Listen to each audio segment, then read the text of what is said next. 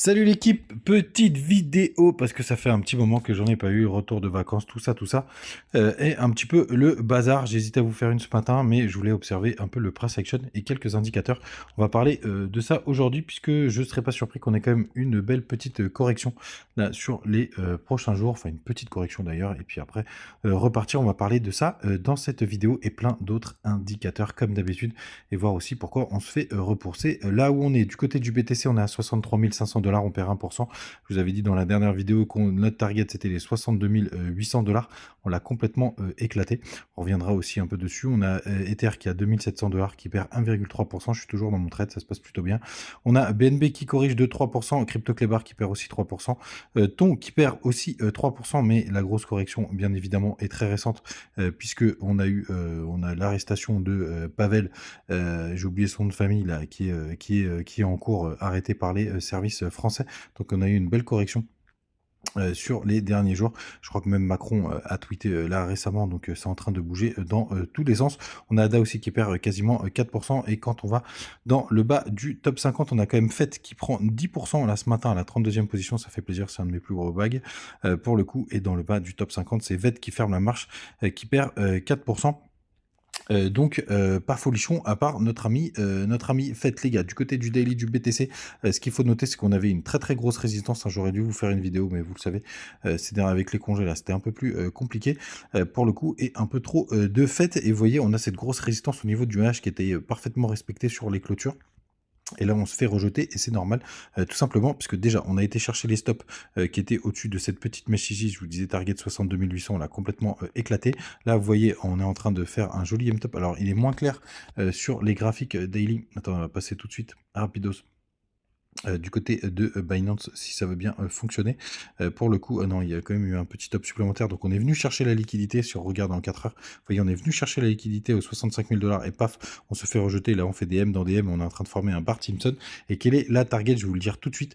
Pour le coup, pour moi, on va aller chercher toutes les imbalances de cette bougie. Donc les imbalances, c'est quoi? C'est des zones qu'on a qui n'ont pas été travaillées, vous voyez, et on a la petite mèche jusqu'ici. Donc pour moi, la target principale, c'est les 61 429 $, une zone qu'il faudrait tenir. C'est très intéressant. En plus, on a le support tout simplement du bas du nuage. Donc ça m'étonnerait pas qu'on ait une petite mèche et qu'on vienne clôturer dans le nuage, soit jusqu'au 61 800. On a la Tenkan qui se situe au 61 500, donc quasiment au niveau de l'imbalance. Et on a un gros support ici, vous voyez, qui a été pas mal travaillé par le passé, qui se situe aux alentours des 61 300 $. Donc les gars, c'est ma target principale dans cette petite correction. Et après, je pense qu'on va tenir cette zone, puisque tout simplement, ce serait un retest de, je vais enlever Ishimoku pour que vous voyez mieux, de ce triangle rectangle ascendant, donc un retest, et pourquoi pas repartir derrière. Donc ma target maintenant 61 300 $ pour cette correction. Pourquoi je vous dis ça aussi? Tout simplement parce que j'observais les fundings depuis ce matin pour voir s'ils augmentaient. Donc on était même en négatif quand j'ai commencé à les regarder, et là on commence à pousser pas mal. Donc je ne serais pas surpris qu'on ait cette petite correction pour mettre même tout à plat avant le démarrage du mois de septembre. Les liquidations restent quand même assez faibles, mais en tout cas c'est mon plan pour les prochains jours. ETH face à BTC, pour l'instant, pour le coup, en daily, on est en train de retester des zones qui sont hyper intéressantes. Donc c'est à partir de là pour moi que ETH pourrait plus se corréler pardon, à BTC. Vous voyez, on a fait un petit canal descendant comme ça, qui est en général cassé par le haut, et qui nous permettrait de faire un gros W juste là pour que ETH reprenne de la force. Donc on est sur des zones sympathiques, et là pour le coup qui soit corrélé pour un peu latéraliser et pour pouvoir repartir dans quelques jours, puisque je pense que le mois de septembre pourrait être vert du côté de la Bitcoin dominance. Tout simplement, pour le coup, ça a quand même repris pas mal de poils de la bête, hein. Vous voyez, on a fait un gros joli W. J'espère qu'on n'ira pas chercher de nouveau plus haut, mais c'est quand même impressionnant de voir que c'est BTC qui reste le boss, même si on attend la correction avec impatience. Les gars, c'est quand même assez impressionnant. Du côté des indicateurs, pour le coup, on peut aller jeter un œil, notamment hop, du côté des mois, justement, parce que je vous parlais de septembre juste avant. Donc vous allez là-dedans, et là vous pouvez cliquer sur le mensuel, et vous avez les résultats de septembre. Et vous voyez d'ailleurs, septembre c'est plutôt un mois rouge pour le coup. Vous voyez, c'est quand même un mois assez dégueulasse. Donc c'est même plutôt pour octobre, et c'est là je pense qu'on aurait vraiment le gros du redémarrage du bull run. Putain, c'est impressionnant, le mois de septembre c'est vraiment un mois dégueulasse. Regardez, pour le coup, il y a eu que 3 occurrences vertes sur les les dernières années. D'ailleurs, une des dernières, c'était le mois dernier. Donc les gars, faut pas s'attendre non plus à un mois de septembre qui devrait être folichon. Mais par contre, c'est à partir du dernier trimestre de l'année qu'on pourra avoir des scores et des performances assez costauds. N'oubliez pas, une de mes targets de vente, c'est potentiellement en novembre si je vois que les indicateurs commencent à bouger. D'ailleurs, en parlant des indicateurs, vous avez toujours les infos du côté Telegram. Alors ça s'est un petit peu arrêté pendant les vacances, mais vous avez les indicateurs de surveillance, même s'il y en a qui ont qui ont publié comme un petit peu.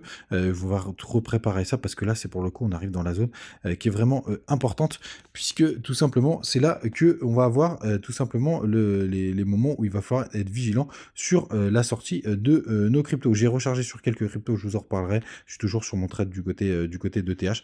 On va voir ce que ça va donner. J'ai sorti, vous voyez, j'ai mon clôture de position qui s'est mis à break-even, hein, même pour payer les frais. On verra ce que ça va donner. Mais pour l'instant, c'est plutôt propre. Et l'imbalance du côté de notre ami Ether.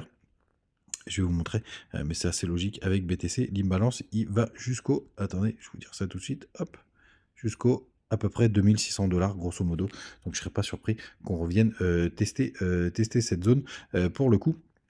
Donc j'ai peut-être clôturé mon trade puisque pour le coup le pullback il devrait être assez logique. Tout simplement les gars, vous savez tout, on reprend les vidéos normales, je vous dirai sur quelques alts sur lesquels je suis en train de recharger puisque j'ai fait un appel du côté de Twitter, tout simplement pour vous demander ce que vous pensiez des alts sur lesquels il fallait recharger, et pour le coup je vous dirai lesquels j'ai choisi tout simplement, puisque je vais poser un petit billet de 5000 $, je vous dirai sur lesquels. Les gars, passez une très très bonne journée et on se retrouve comme d'habitude demain. Ciao.